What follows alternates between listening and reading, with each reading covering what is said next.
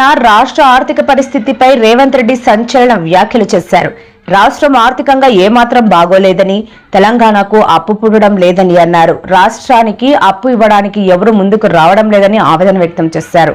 అప్పు కోసం ప్రభుత్వ అధికారులు బ్యాంకర్లను కలవడానికి వెళితే దొంగలను చూసినట్లు చూస్తున్నారని, మన వాళ్ళు ఎవరైనా ఢిల్లీకి వెళితే కనీసం అపాయింట్మెంట్ కూడా ఇవ్వడం లేదని, చెప్పులు కూడా ఎత్తుకు వెళ్తారేమో అన్నట్లుగా చూస్తున్నారని పేర్కొన్నారు.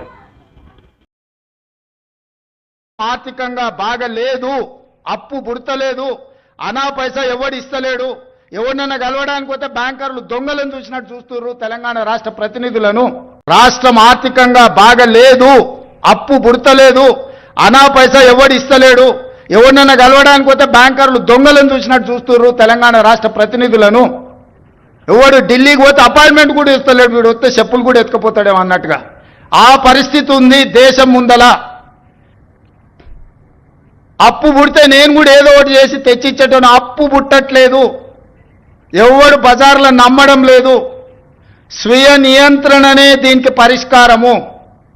ఉన్నంతలో గౌరవంగా పుడతలేదు, అనా పైసా ఎవడు ఇస్తలేడు, ఎవరినైనా కలవడానికి పోతే బ్యాంకర్లు దొంగలను చూసినట్టు చూస్తున్నారు తెలంగాణ రాష్ట్ర ప్రతినిధులను.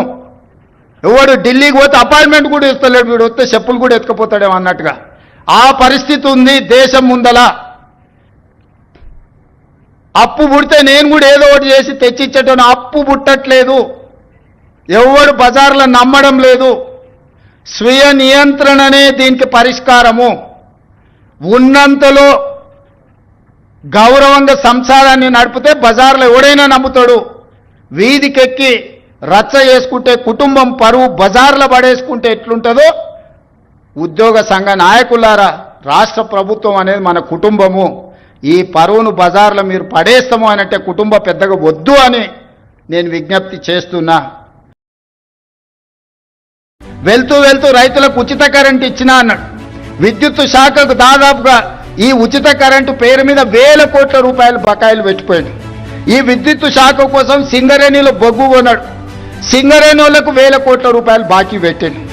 ప్రాజెక్టులు కట్టినా అన్నాడు. కాంట్రాక్టర్ల బిల్లులు 50,000 కోట్ల రూపాయలు బకాయి పెట్టిపోయాడు.